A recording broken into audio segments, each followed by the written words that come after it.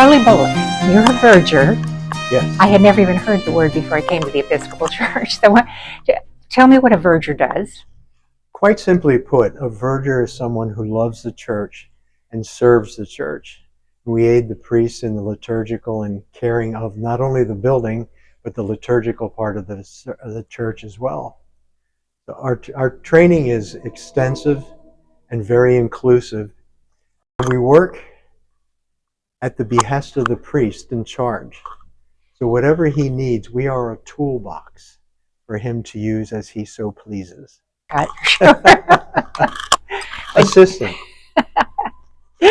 Okay, and what during the services, what are you responsible for? Well, again, it depends on the priest. Some priests require you to be responsible for a bit more than others.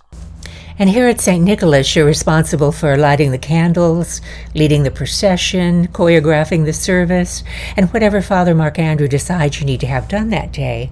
And what if there's a baptism? I'm the one pouring the water for the baptism, and we work together hand in hand with the priest. I saw that on our last baptism this past Easter. It was a steady pour the entire time. And that's what Father Mark Andrew likes. Ah. He likes you to start out low and raise the pitcher of water a little bit higher as he's speaking, but it's got to be timed with what he is saying to the public, what he's reading. And so when the water stops pouring, when he stops speaking, and by that point you're about 2 feet in the air with the water. Oh. Well, it was beautifully orchestrated. I thought it was very nice the way you did that. I've never seen that done before. No, it's unique to St. Nicholas. And it's unique to St. Nicholas and to Father Mark Andrew. Wonderful. Nice touch. So, but we do whatever the priest desires us to do. That can range from anything. I mean, when I took my vows, you take vows as a verger on your knees to serve the church. So when you serve the church, you do what you're told to do. In the old days, I'm going back to the 12th century, we were grave diggers. And this verge that we carry was used to get cattle out of the way and to swat people who were begging. It was also used to wake up people in the cathedral if they were sleeping during the sermon. I mean, we were good cop, bad cop. Quite frankly, that's true. It seems a little harsh for a church that wants to welcome. Now today, of course, it's all very polite. You'll see the verge carried by vergers at royal weddings and funerals, and every procession here at St. Nicholas, I'm first in line to lead everyone, but I have to make sure everybody's with me when we get ready to leave. When the congregation starts to sing, we proceed to the altar. Uh-huh. It's me, the crucifer, the priest, and off we go. Have you ever walked off without the parade? No, thank heaven. The verge itself looks fairly, it's a simple design. So, and is there anything particular about this one verge that's unique? Or? No, there's nothing. They used to be quite big and heavy. But you've got to remember what they were used for. They were weapons. It's called a mace, a verge, your stick, whatever. But it was used in ways that we would be jailed for today if we used them. You can't go around swatting people with a stick anymore, even if it is in church. Especially if it's in church. Exactly. So, I mean, but it's a symbol, and people follow this symbol. So, is it more of a symbol to stay back, or look who's behind me, or look what's coming, or? That's a good question. I think it's just for who's ever behind me to follow. It gets everyone's attention, I guess. Yeah, exactly. How long have you been doing this? I started training in 2014 with, it was the former Bishop Leo Frade asked me if I would come back to the church and consider being a verger. And there was a year's training both at the cathedral and with the National Vergers Association. So there's a lot of book learning, but also a lot of training with the the then bishop's people on how to be a verger, because it is, I think, a good metaphor for being a verger is if you picture an engagement ring. The center diamond has 52 facets on it if it's a brilliant cut diamond. A verger has to be just as faceted to satisfy the needs of the church.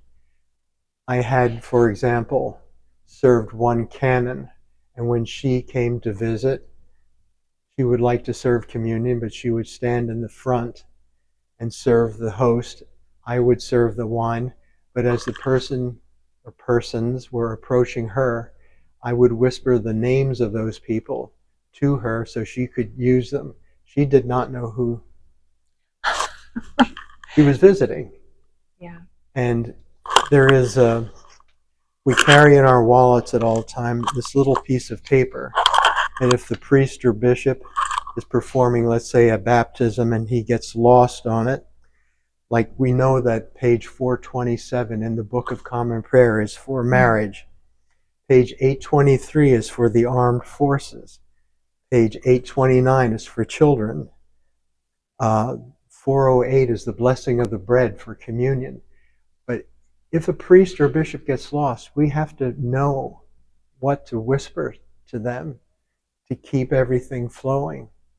So we carry little cheat sheets, because there's no way you can remember the hundreds of pages in the Book of Common Prayer. Yeah.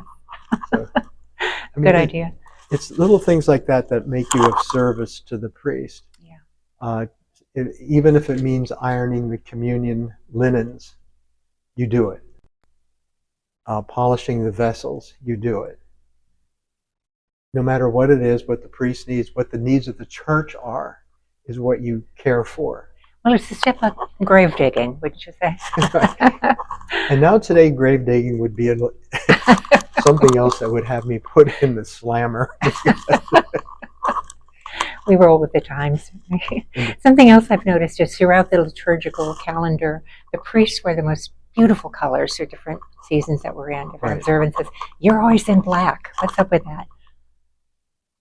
I can tell you the story behind that. Vergers always wear black. Our shamirs, again, are decided the color, like this shamir that I'm wearing is pearl gray and blue. And it was decided on by the priest that I was working for prior to St. Nicholas, who very much loved the Virgin Mary. And of course, the color for the Virgin Mary is blue. So I wore the color blue and pearl gray. Again, it's all decided by the priest. Well, it's very nice, very understated. I just wondered why you always had to wear the same thing. And as the bishop said to me when I took my vows back in 2015, he said, "Congratulations, Charlie, you just condemned yourself to a life in black."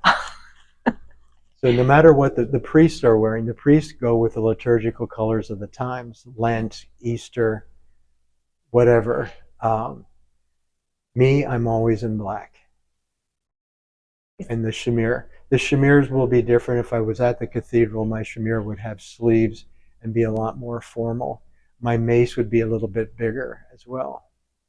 And when I served Peter Eaton, our present bishop, when he was being seated, I looked like this. And I was at his side to aid him in whatever his needs were at the time. But there again, it was 3 days of intensive training to know the choreography of the seating of a bishop.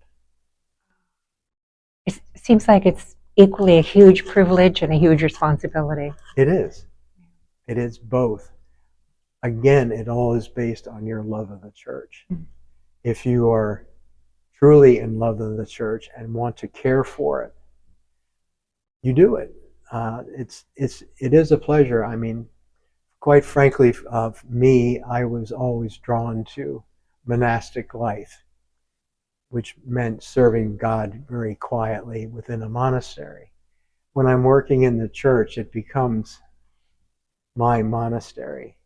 I love doing whatever needs to be done, even if it's at home ironing the linens, but getting things ready. I feel like I'm working for God within His house. And it gives me a good feeling. Are there any duties that you enjoy more than others? Not really. I enjoy it all. The only time I get nervous is just before a service starts. Then I'm checking to make sure that the altar is set, the books are set, wine is out. Like last Sunday, I forgot to light the candles. Not good. I was having a bad day. I'm sure it happens to the best of us. That's what Father Mark Andrews said. We all have our days, Charles. That won't happen tomorrow, trust me. What are these emblems that are on your... The emblems are, this tells you that I work for the bishop. I work at the pleasure of the priest, but I do belong to the bishop. These various, this is the Episcopal emblem. One is the National Guild and one is the local guild. You belong to both. You belong to the local Vergers Guild, which includes everything that the bishop is in charge of down here. Oh. But then you have the national, which spreads just across the United States.